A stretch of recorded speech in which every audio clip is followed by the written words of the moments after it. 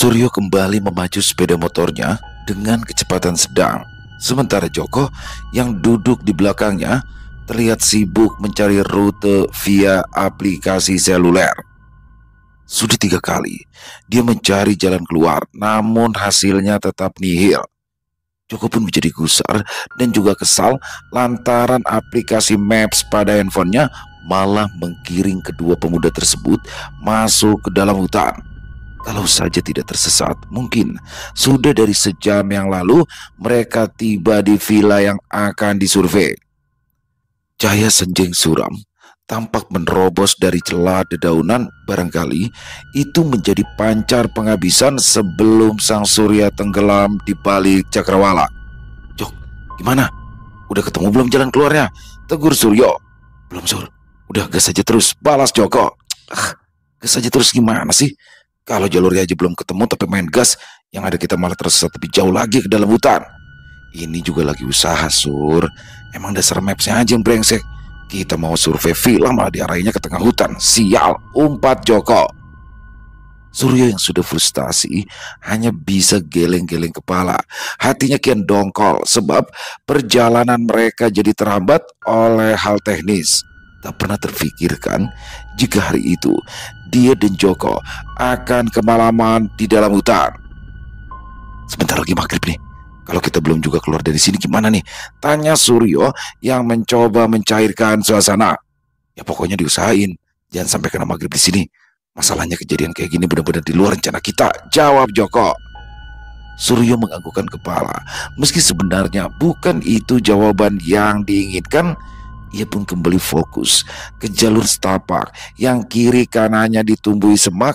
Jalanan tanah yang berlumut kadang membuat ban motornya slip dan nyaris tergelincir.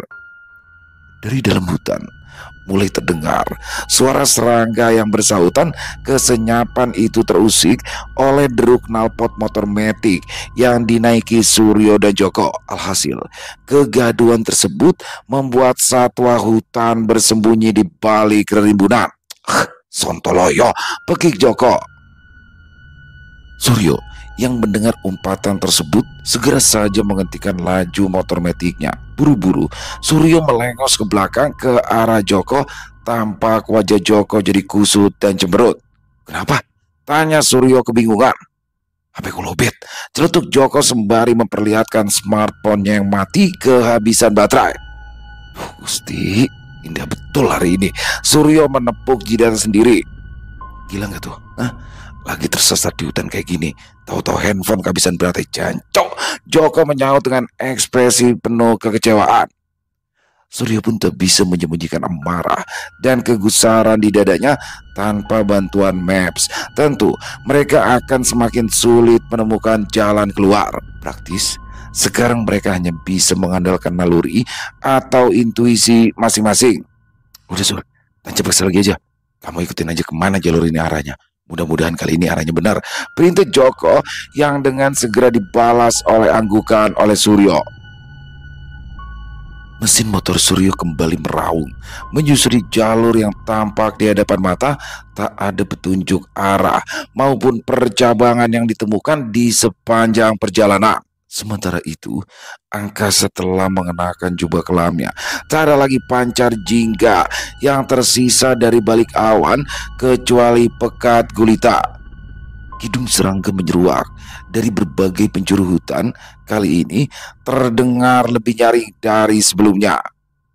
Di atas kuda besi, Suryo dan Joko tetap berharap bisa secepat mungkin terbebas dari bayang-bayang hutan.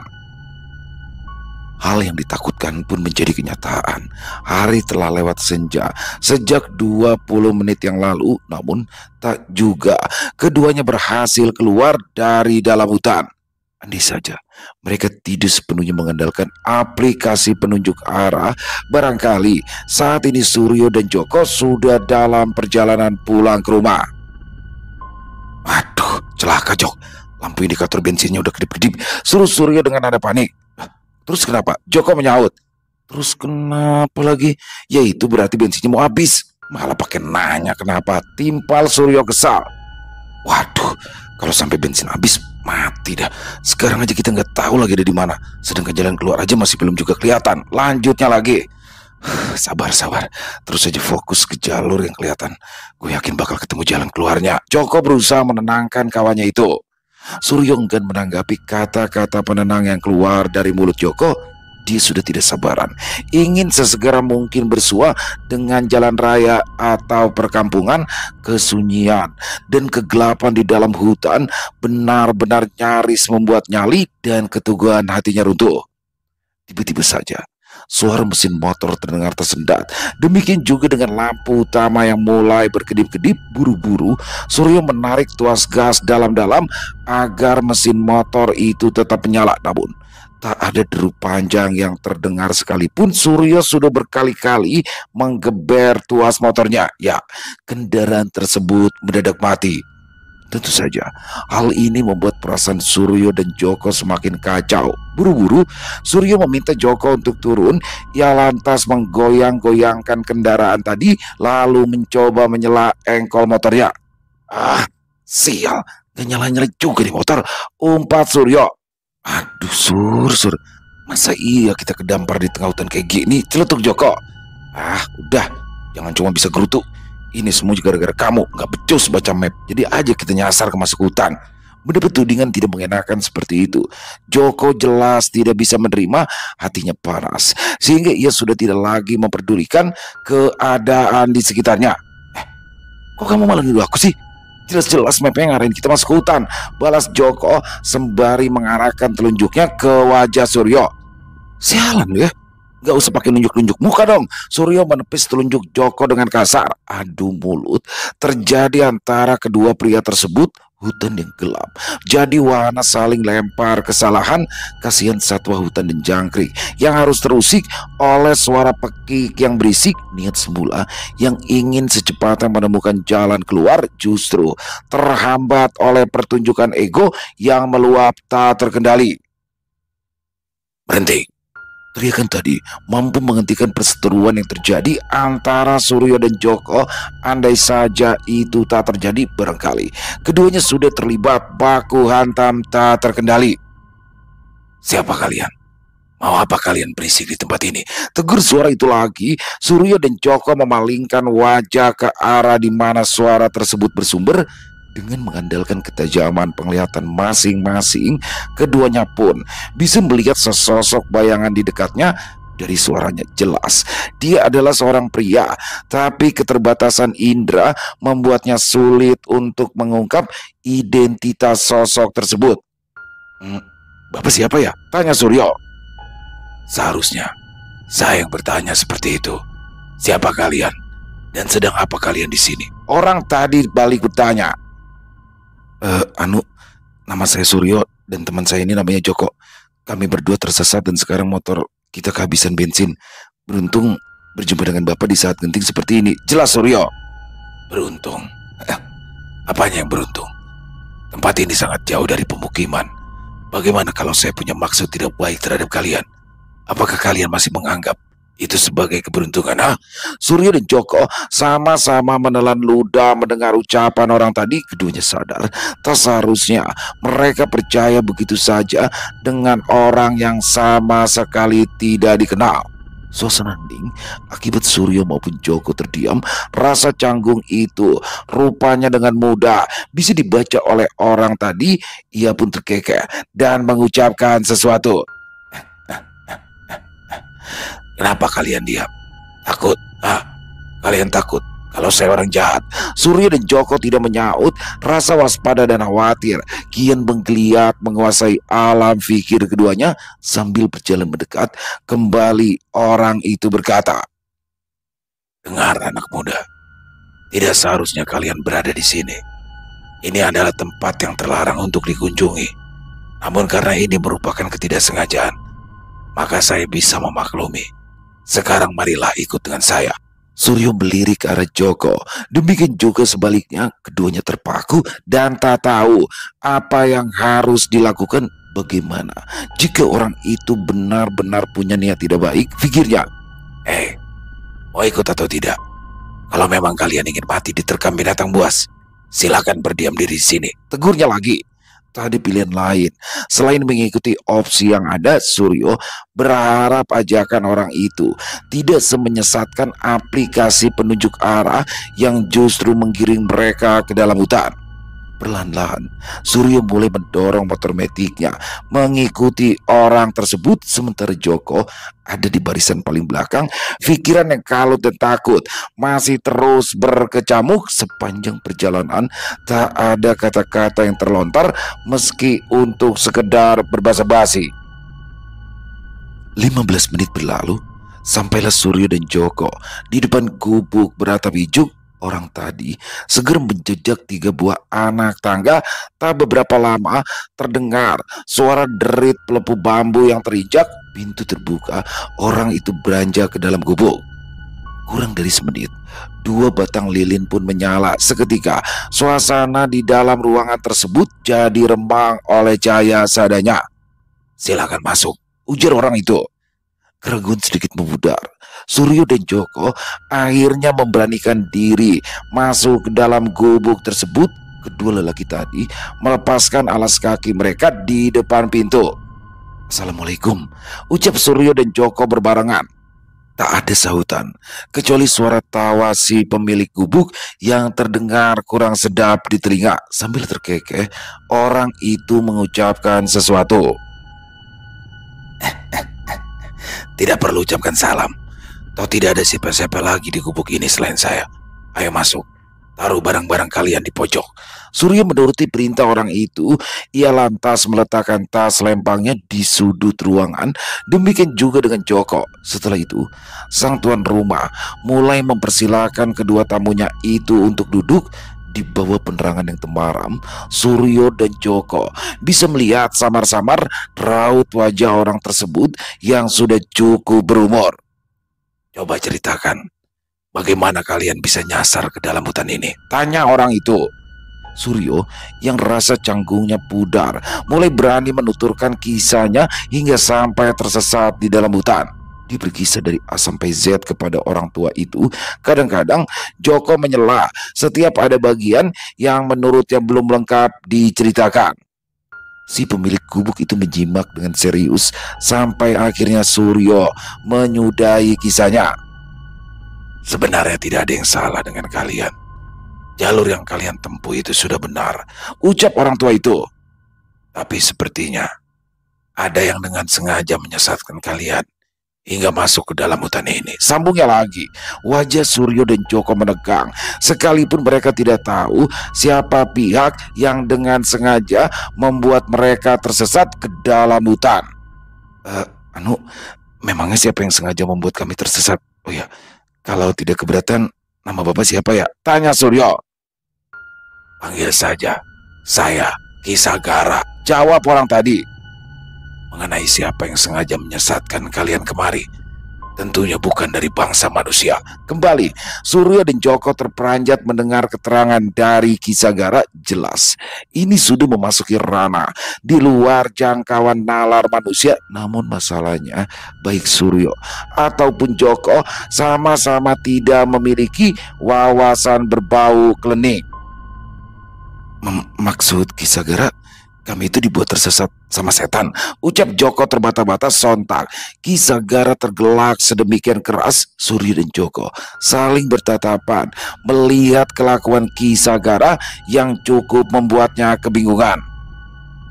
"Sudah sekian lama telingaku tidak mendengar kata setan," ucap Ki Sagara. "Setan itu hasil perbuatan. Tapi jika kalian beranggapan jika setan itu adalah entitas atau subjek, maka silakan saja. Itu hak kalian." "Lalu siapa yang telah menyesatkan kami?" Suryo kembali mengulang pertanyaan Joko barusan.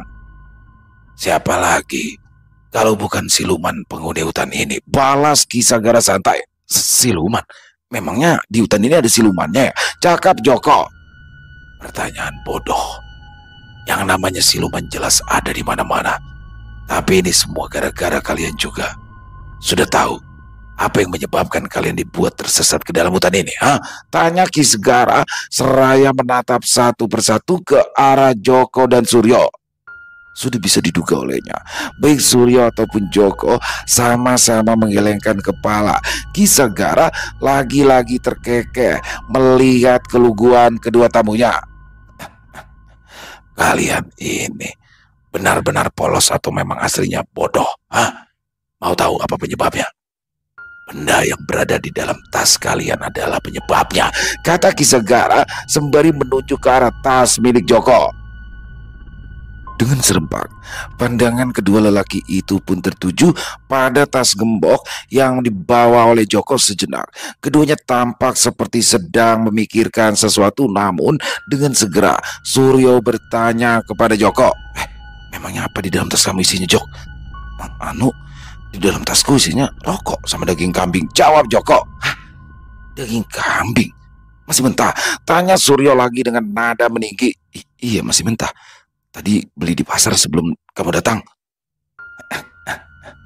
Sekarang jelaskan, kenapa makhluk halus di hutan ini sampai membuat kalian tersesat?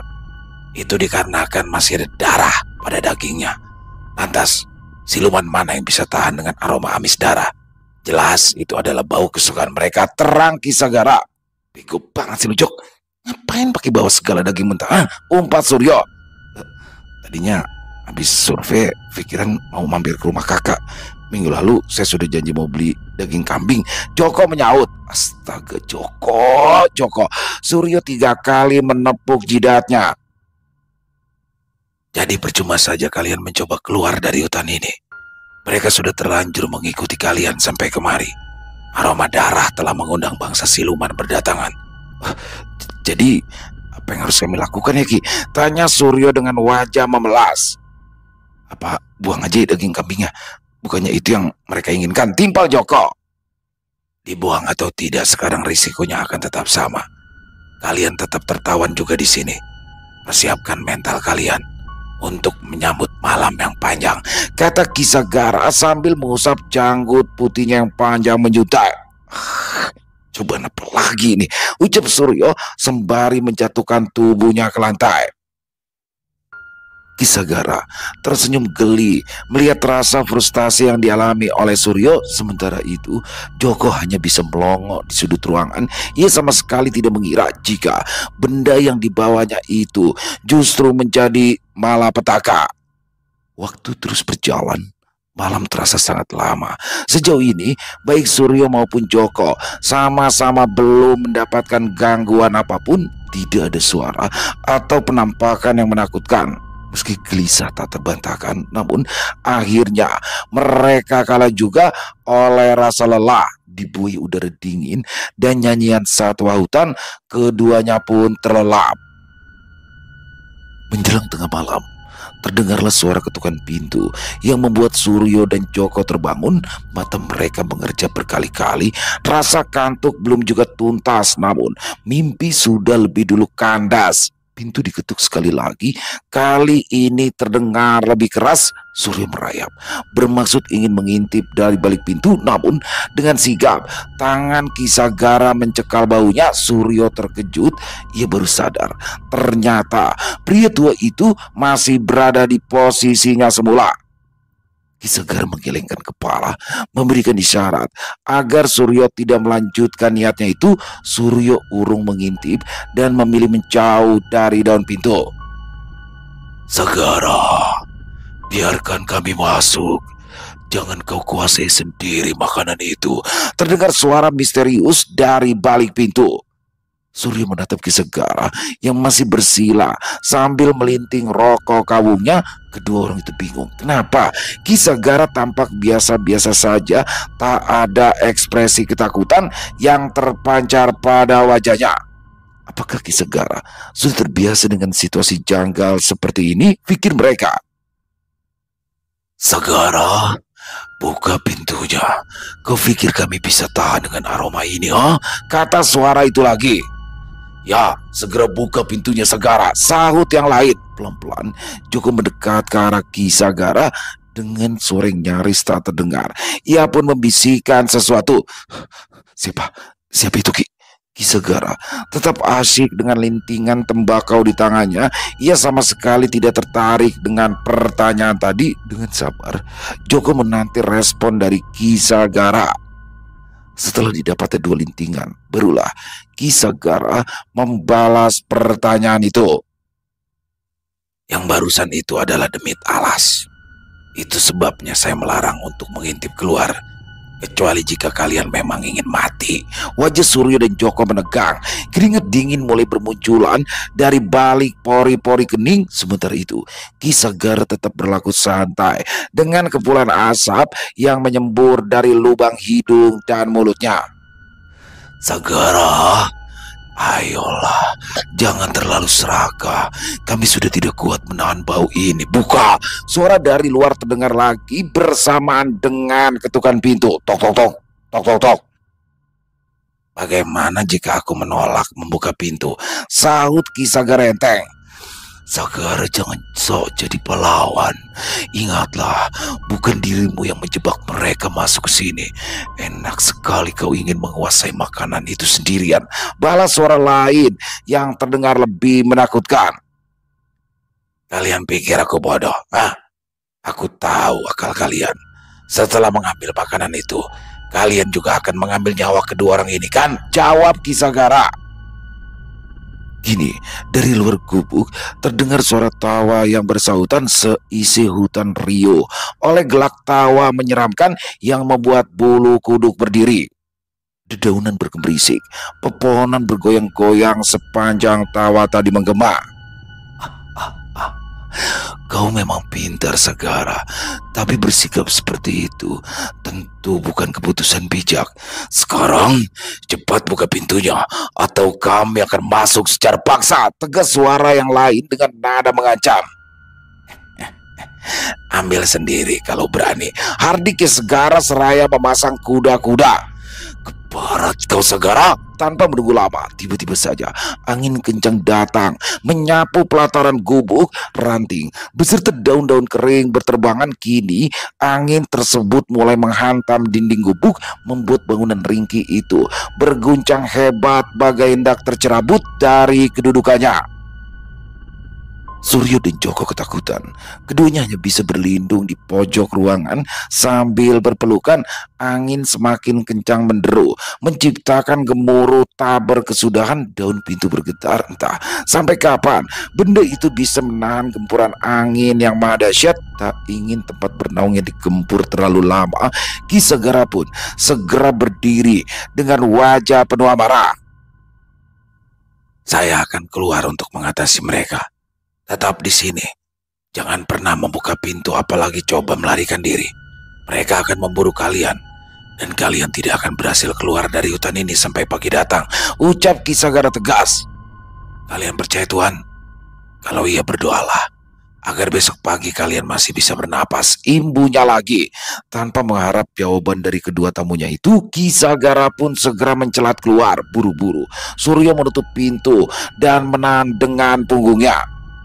Di luar gubuk, pertarungan antara Kisagara dan beberapa siluman hutan baru saja dimulai.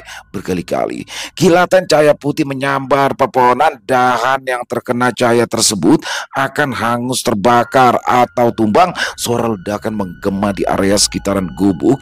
Tiap kali terjadi ledakan, maka akan terdengar pula suara jeritan meregang nyawa. Selama beberapa saat, bentrokan tersebut berlangsung sengit dan tak seorang pun tahu siapa yang akan jadi pemenang. Surya tak cukup bernyali untuk sekedar mengintip, meski ia tipikal orang dengan rasa penasaran tinggi. Khusus malam ini, biarlah ia berdamai dengan rasa penasarannya sendiri.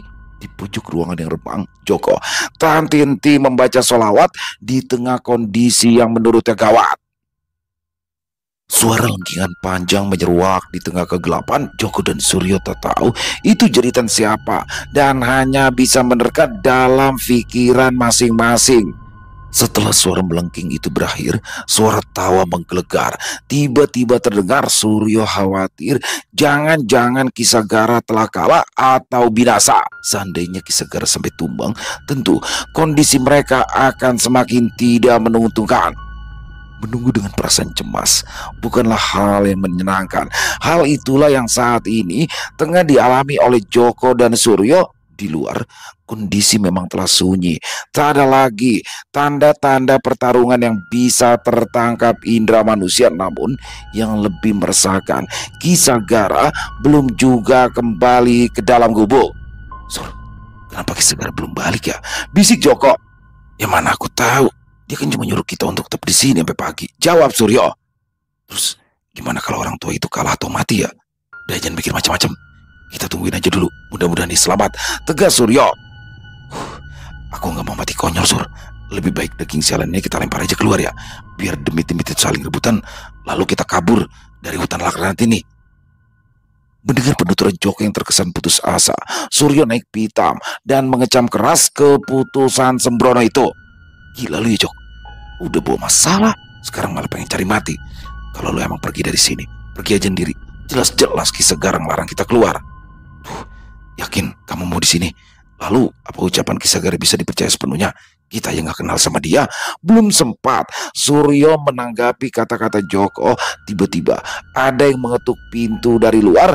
Mendengar suara ketukan, Suryo dan Joko sama-sama terdiam. Keduanya tak berani membuka pintu sampai pada akhirnya, buka pintunya. Aku Sagara. Perasaan Suryo seketika berubah jadi sedikit lega sebab itu memang suara Ki Sagara. Dia kemudian bangun dan membuka sedikit daun pintu. Ki Sagara panggilnya dengan wajah penuh kecemasan. Pintu dibuka. Joko bisa melihat tubuh Ki Sagara yang sudah terkulai kehabisan tenaga. Buru-buru Suryo dan Joko menyeret Ki Sagara masuk ke dalam gubuk.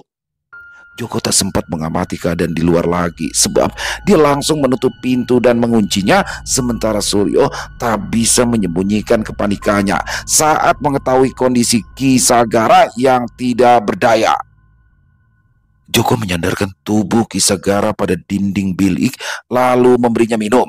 Ki, gimana keadaan kamu Ki? Tanya Suryo. 4 siluman berhasil aku habisi, tapi itu membuat energiku terkuras. Jawab Ki Sagara seraya memegangi ulu hatinya yang terasa nyeri. Syukurlah, kami pikir Ki Sagara tidak akan selamat melawan mereka. Kalau harus melawan 1 atau 2 siluman, jelas aku tidak akan selamat. Tapi saat ini aku butuh waktu agar bisa pulih seutuhnya. Jelas Ki Sagara. Di luar keadaan sudah cukup aman. Kalau memang kalian ingin keluar dari tempat ini, sekaranglah waktu yang tepat, sambungnya. Tapi bukannya tadi Ki Sagara bilang kalau kami baru boleh pergi dari sini saat menjelang pagi, kata Suryo. Itu kan tadi. Keadaan tadi belum aman. Sekarang 4 siluman yang memburu kalian telah tumbang. Suryo melirik ke arah Joko. Dia seperti sedang menunggu reaksi dari kawannya. Joko mengangguk meski dengan hati yang kurang mantap. Kalau memang yang dikatakan Ki Sagara benar, maka nggak ada salahnya kita pergi sekarang juga, bisik Joko. Tapi di luar keadaannya gelap banget Jok. Lagi pula kan motor kehabisan bensin. Kalau dipaksa mungkin perjalanan kita akan semakin sulit. Suryo beralasan. Mendadak bau busuk menyeruak masuk ke dalam gubuk, membuat perbincangan tadi terhenti. Joko dan Suryo secara spontan menutup indera penciumannya. Di sisi lain, Ki Sagara kembali menunjukkan sikap waspada. Urat-urat di sekitar dahinya dan juga lehernya tampak menegang. Bau busuk menyengat ini menandakan kita sudah dikepung dari segala penjuru, ucap Ki Sagara. Dikepung? Dikepung sama siapa lagi Ki? Tanya Suryo. Masih sebangsa lembut, tapi beda kelas. Yang sekarang datang adalah demit-demit receh yang juga merasa terundang oleh bau amis daging itu. Demit receh? Joko bertanya keheranan. Ya, mereka hanyalah sekumpulan makhluk halus yang tidak memiliki kemampuan layaknya siluman. Mereka pasti familiar di telinga kalian sebab reputasinya sudah cukup terkenal di mana-mana. Terus sekarang kami harus apa? Apa kami harus tetap menunggu sampai pagi? Suryo meminta petunjuk dari Ki Sagara. Mumpung yang datang tidak terlalu berbahaya, sebaiknya kalian pergi sekarang. Kalian ikuti saja jalur setapak ini sampai nanti menemukan perkampungan. Demikian arahan dari Ki Sagara. Terus gimana kalau demit-demit itu mengejar kami? Tenang saja. Setelah aku melemparkan tas berisi daging ini keluar, Maka saat itulah kalian harus cepatnya pergi. Sekarang bersiaplah. Ki Sagara memberi perintah. Suryo buru-buru mengambil tas lempangnya sementara Joko harus merelakan tas serta daging kambing miliknya dijadikan alat untuk mengalihkan perhatian entitas astral yang ada di luar. Ki Sagara meraih tas milik Joko, lalu bersiap membuka pintu. Matanya menatap tajam pada kedua tamunya itu. Joko dan Suryo paham maksud dari Ki Sagara. Mereka lantas memberi aba-aba dengan anggukan. Tepat pada hitungan ketiga, Ki Sagara membuka pintu selebar mungkin. Dari balik kegelapan, samar-samar terlihat puluhan bayangan putih sedang mengelilingi gubuk. Ada yang bertengger di pohon, ada juga yang berdiri terhuyung bagai mengikuti hembusan angin. Bau busuk semakin menusuk. Nyaris saja Suryo dan Joko mengotori gubuk Ki Sagara dengan muntahnya. Tangan Ki Sagara terayun dan langsung melemparkan tas berisi daging mentah itu sejauh mungkin. Tas terhempas di permukaan tanah yang berumput tebal. Seketika makhluk-makhluk tadi melenguh seraya mengalihkan perhatiannya pada objek yang dilempar Ki Sagara. Secepat itu juga mereka melesat mengerubungi benda tersebut. Sekarang, seru Ki Sagara. Tanpa basa-basi, Suryo dan Joko langsung angkat kaki dari tempat itu. Suryo sama sekali tidak memikirkan motornya yang masih terparkir di depan gubuk. Dengan berbekal sebuah senter, mereka pun mulai menerobos lebatnya hutan. Puluhan sosok astral tadi tampak tidak menghiraukan kepergian Suryo dan Joko. "Ayo, cepat larinya," ucap Suryo. Joko mempercepat larinya. Dia sadar jika bergerak lambat maka dirinya akan tertinggal jauh dari Suryo. Sesekali Joko berhasil melampaui Suryo, namun di saat tertentu Suryo kembali mengungguli langkah Joko. Demikian dan seterusnya hingga kedua pria tadi sama-sama menghentikan langkah akibat kelelahan. Stop. Istirahat dulu sebentar. Udah berapa jauh kita lari ya?" tanya Suryo dengan nafas terengah-engah. "Nggak tahu, aku nggak ngitungin jarak. Yang penting sekarang kita udah cukup jauh dari demit-demit itu," balas Joko. "Gue haus banget ya. Dari sejak masuk hutan kita sama sekali belum minum," keluh Suryo mengelap peluh di lehernya. Joko tidak menggubris ucapan Suryo sebab berbicara dengan nafas memburu seperti itu rasanya cukup melelahkan. Ingin rasanya Joko merebahkan badannya di atas rumput, tapi ia takut Suryo mengajaknya melanjutkan perjalanan. Tiba-tiba dari balik batang pepohonan terdengar suara lenguan. Hal itu membangkitkan kembali kewaspadaan Suryo dan Joko. Pandangannya lantas mengedar ke arah pohon-pohon yang ada di dekatnya. "Sur, apa itu yang ada di balik pohon-pohon ya?" bisik Joko dengan suara gemetar. Suryo melengos ke arah yang ditunjuk oleh Joko. Lebih dari 5 bayangan putih tampak berdiri di balik pepohonan. Sosok tersebut bergoyang ke kiri dan ke kanan atau bahkan terhuyung ke depan dan belakang. Bersama dengan itu, aroma busuk kembali menyerang indera penciuman mereka secara spontan. Suryo dan Joko melindungi lubang hidungnya dari bau tak sedap tersebut. Suryo yang penasaran segera menyorotkan lampu senternya ke arah bayangan putih tadi berada. Rupanya itu adalah 5 sosok astral berwujud pocong yang sedang mengamati pergerakan mereka. Sorot senter bergoyang-goyang lantaran tangan Suryo gemetaran. Ia tidak kuasa menahan takut sekaligus jijik menyaksikan rupa pocong-pocong tadi yang wajahnya menghitam dan dikerubungi belatung. Dari bibirnya yang rusak terdengar rintian panjang.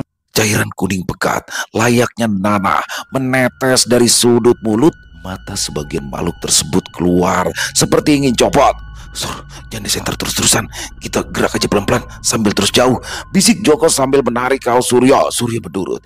Ia pun segera mengubah arah sorotan lampu senternya. Pelan-pelan ia berbalik badan guna menghindar dari sosok menakutkan tersebut. Jantung kedua lelaki itu berdetak sangat kencang. Ingin hati berlari secepat mungkin, namun kaki mereka seperti tak mampu lagi menopang berat tubuhnya. "Sial, langkah gue jadi rasanya berat banget ya, Jok."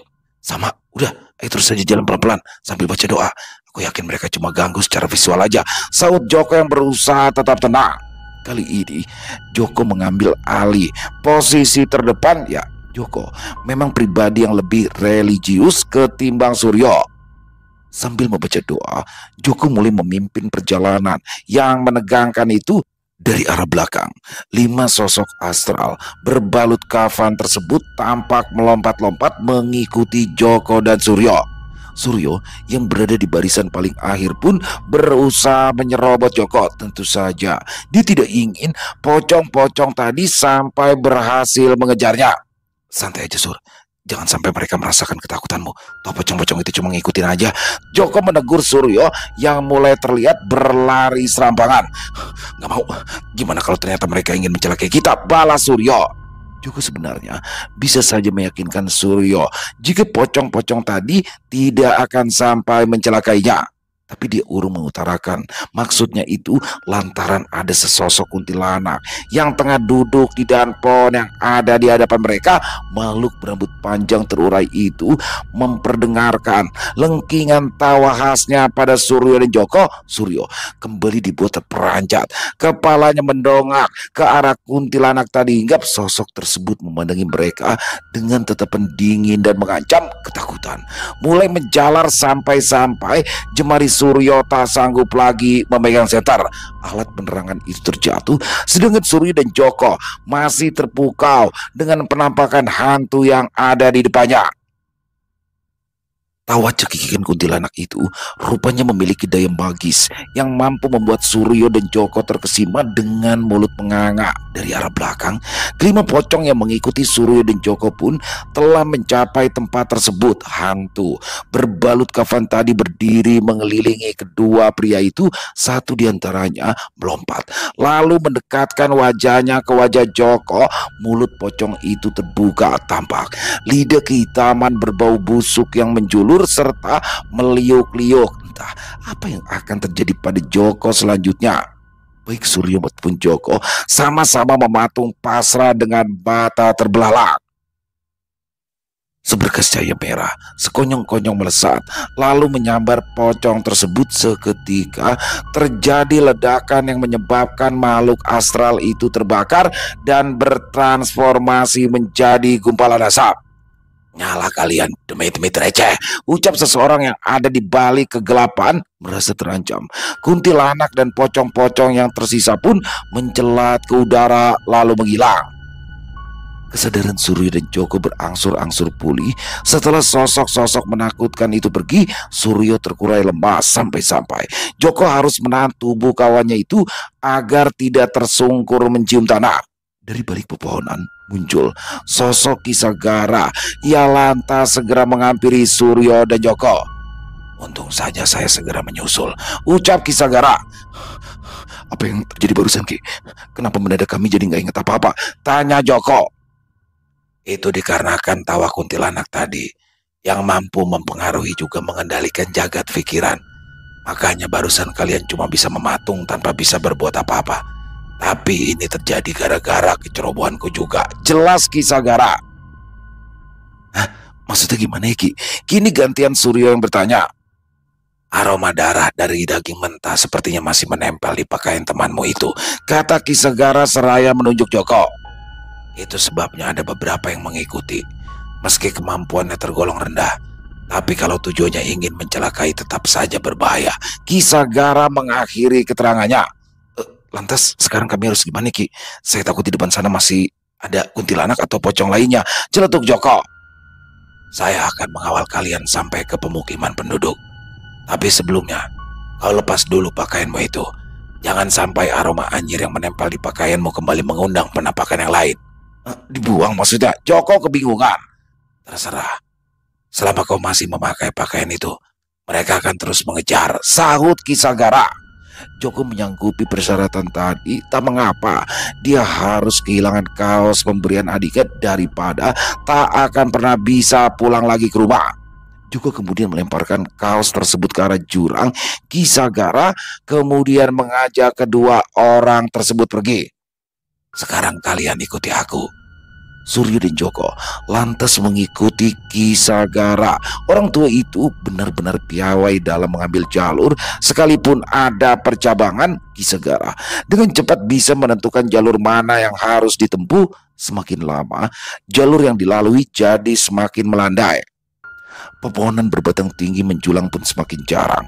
Setengah jam berlalu, mereka akhirnya berhasil menembus gerbang hutan. Kini di hadapan Joko dan Suryo telah tampak kemilau cahaya yang bersumber dari lampu-lampu rumah penduduk. Ki Sagara segera menghentikan langkahnya tepat di dekat ladang. Sesampainya di perbatasan ladang dan hutan, Suryo dan Joko kegirangan. Raut ceria tampak jelas di wajahnya menggantikan gundah yang tak berkesudahan. Suasana di tempat itu cukup nyaman, di mana sudah terdengar suara hewan ternak milik warga. Terdengar pula gonggongan anjing kampung yang menggema mengisi kesunyian. "Saya hanya bisa mengantar kalian sampai di sini," ucap Ki Sagara. Terima kasih, Ki. Tanpa bantuan Aki, sepertinya kami tidak akan bisa terbebas dari cengkraman siluman-siluman tadi," ujar Suryo. "Kalau ada waktu, kami akan datang lagi ke gubuk Aki buat bersilaturahmi," timpal Joko. Entah apa yang ada di pikiran Ki Sagara, lelaki tua itu hanya tersenyum simpul mendengar ucapan Joko dengan intonasi yang tenang namun terdengar parau. Ia mengatakan sesuatu. "Kalian tidak akan bisa mendatangi gubukku lagi." Suryo dan Joko sama-sama tertegun. Mereka tidak mengerti maksud dari ucapan Ki Sagara barusan yang terdengar cukup janggal. "Memangnya kenapa, Ki?" tanya Joko. "Tidak apa-apa. Anggap saja pertemuan kita tadi hanya sebuah kebetulan," jelas Ki Sagara. Buat saya emang gak ada istilah kebetulan, Ki," cerotuk Suryo. "Pada dasarnya itu adalah hutan larangan. Kalian tidak akan pernah bisa memasukinya lagi tanpa adanya campur tangan lembut penghuni hutan tersebut. Dalam kasus ini kalian memang sengaja dibuat tersesat oleh sesuatu yang tak terlihat. Jadi hanya sebangsa siluman atau orang-orang tertentu saja yang mampu membuka akses tadi," terang Ki Sagara. "Maksud Aki, hutan tadi itu gak nyata?" "Bukan. Hutan itu memang ada. Namun di hutan itu terdapat semesta gaib yang bukan untuk ditempati ataupun dikunjungi manusia. Secara tidak sadar, kalian telah digiring memasuki alam tersebut oleh para penghuninya. Jadi bila seseorang telah memasuki hutan tadi, maka dia akan kesulitan untuk bisa kembali ke alamnya." Suryo menganggukkan kepala mendengar penjelasan dari Ki Sagara, sedangkan Joko masih sedikit bingung dengan penuturan tadi. "Tapi kenapa Aki bisa tinggal di sana?" tanya Joko dengan tatapan menyelidik. "Karena saya juga masih sebangsa siluman," jawab Ki Sagara sembari tersenyum. Suryo tercengang mendengar pengakuan dari Ki Sagara yang menurutnya sangat aneh. Joko malah menganggap itu hanyalah gurauan belaka. Ki Sagara bisa aja. Saya pikir Maki nggak punya selera humor. Ternyata suka bercanda juga. Joko berseloroh. "Sudah, pulanglah. Aku tidak punya banyak waktu meladeni kalian. Aku harus segera kembali." Ki Sagara menutup kalimatnya. "Sekali lagi terima kasih banyak, Ki," ucap Joko dan Suryo bersamaan. Ki Sagara mengangguk lalu berdiri membelakangi kedua pria tersebut. Kini dia langsung berhadapan dengan gerbang hutan yang gelap yang menyimpan banyak misteri yang sulit terungkap. Dia memejamkan mata sambil merapal ajian yang tak begitu jelas artikulasinya. Tak beberapa lama, tubuh Ki Sagara bertransformasi menjadi seekor anjing hitam berukuran besar. Anjing itu menoleh ke arah Suryo dan Joko sebelum akhirnya melesat secepat kilat menuju ke hutan. Suryo tercengang, begitu juga dengan Joko yang terpukau sambil menggosok-gosok mata berkali-kali. Keduanya memastikan apa yang baru saja disaksikan bukanlah sebuah ilusi. Ki Sagara membuktikan ucapannya barusan. "Ki Sagara berubah jadi anjing. Beneran siluman," seru Suryo. "Sial, pantas aja dia bisa ngelawan debit-debit di hutan," balas Joko. "Tapi syukurlah beliau tidak berniat mencelakai kita. Sudah, ayo lebih baik sekarang kita cari jalan pulang aja," ajak Joko. Mereka pun lalu melangkah pergi dari batas hutan. Perkampungan yang sepi dilalui, tak ada kehidupan yang terasa ketika malam kian larut. sayup-sayup dari dalam hutan, terdengar rolongan anjing yang menggetarkan. Joko dan Suryo kompak menoleh ke belakang ke arah hutan. Keduanya tersenyum. Mendengar lolongan tadi, mereka tahu jika itu adalah lolongan Kisagara yang telah berubah wujud menjadi seekor anjing hitam. Tiba-tiba, langkah Joko tertahan persis di depan kantor desa. Sebuah pelang yang terpancang di halaman kantor tersebut membuat dahinya mengerut. Satu persatu, dia mulai membaca setiap tulisan yang tertera di pelang tadi. Sontoloyo, umpat Joko. Kenapa? Tanya Suryo. Coba baca alamat yang ada di pelang itu. Sekarang ini kita sedang berada di kabupaten sebelah, jawab Joko. Suryo mendekat ke pelang tersebut dengan maksud memastikan ucapan Joko barusan, dan ternyata Joko tidak sedang membual. Mereka memang sedang berada di wilayah lain yang jaraknya cukup jauh dari titik awal mereka tersesat. Suryo yang tadinya sempat girang, kini gairahnya menjadi hilang. Joko yang kehabisan kata-kata hanya bisa geleng-geleng kepala. Tanpa kendaraan, juga perbekalan makanan, tentu mereka dituntut berpikir keras agar bisa menemukan jalan pulang. Selesai. Wow, luar biasa. Kisah dari Bang Aldi ya, bagaimana di sini dua orang pemuda, Suryo dan Joko, yang tersesat di hutan larangan. Waduh, untungnya mereka bertemu dengan Kisagara, yang mana ternyata Kisagara ini bukan manusia, teman-teman ya. Tapi emang udah mencurigakan sih dari awal ya, pastinya bukan manusia. Tapi di sini yang menarik menurut saya, yang unik ya, dan saya juga baru tahu, ini si Joko ternyata bawa daging kambing, teman-teman. Please deh Joko, ngapain Anda lagi survei villa malah bawa daging kambing ya kan, daging kambing mentah. Dan selain diikuti makhluk halus, di sini juga pasti tas Anda baunya nanti amis Joko, karena daging itu kan pasti kan udah nggak beku ya, sehingga mencair atau gimana. Dan saya juga baru tahu ya, ternyata memang ada pantangan membawa daging mentah. Tapi memang masuk logikanya gini, di daging itu pasti akan masih ada darahnya ya teman-teman. Mungkin itulah yang menjadi pantangan sehingga menarik perhatian makhluk-makhluk halus yang ada di sekitaran. Tapi kalau yang suka naik gunung nggak mungkin juga sih ya bawa daging mentah. Paling nggak kalau daging biasanya tuh kalau naik gunung bawanya udah dalam bentuk kemasan ya. Jadi nggak ada darah dong pastinya dong. Kayak kornet atau yang lain itu kan ada dalam bentuk kemasan, sampai di sana tinggal dituang doang. Nggak daging mentah juga kayak si Joko, kecuali mau barbecue ke villa mungkin lah ya. Dia kan ke villanya ini mau survei aja. Tapi di sini mereka beruntung bertemu dengan Kisagara yang merupakan siluman, tapi dia baik hati, dia menolong tuh di situ tuh, sehingga akhirnya Suryo dan Joko bisa menemukan jalan pulang, yang mana ternyata mereka sudah berada di kabupaten sebelah yang jaraknya cukup jauh. Luar biasa, keren banget ceritanya. Terima kasih pada Bang Aldi yang selalu unik-unik di ceritanya. Makasih Bang Aldi ya. Ditunggu lagi untuk kisah-kisah selanjutnya. Dan buat teman-teman yang punya komentar lain, silakan bisa menuliskannya di dalam kolom komentar ataupun hanya sekedar saling menyapa. Silakan. Insya Allah kami akan membalasnya satu persatu. Buat teman-teman yang suka dengan videonya, bisa diklik tombol like atau tombol jempol, boleh juga dong dibantu di share ya link videonya ini ke teman-teman yang lain agar juga ikut merasa terhibur. Dan buat teman-teman yang mungkin baru bergabung atau yang udah lama bergabung tapi ternyata lupa nih, belum diklik tombol subscribe-nya, yuk diklik dulu tombol subscribe-nya. Jangan lupa lonceng notifikasinya dinyalakan agar teman-teman selalu mendapatkan notifikasi dari konten-konten yang akan kami upload selanjutnya.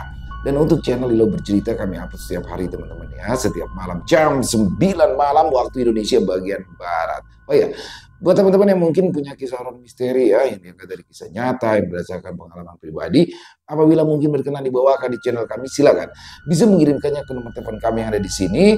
Dan buat teman-teman yang sudah mengirimkan kisah, kami ucapkan terima kasih. Di akhir kata, saya Ilo mengucapkan permohonan maaf apabila mungkin dalam pembawaan kisahnya barusan ada kata-kata saya yang salah, ataupun ada kata-kata saya mungkin yang kurang berkenan. Saya mohon dibukakan pintu maaf yang seluas-luasnya. Sampai berjumpa lagi di konten-konten kami selanjutnya, yang pasti tidak kalah serunya, yang pasti tidak kalah horornya. Masih bersama saya Ilo di channel Ilo Bercerita. Salam sehat, sukses selalu untuk kita semua. Wassalamualaikum warahmatullahi wabarakatuh.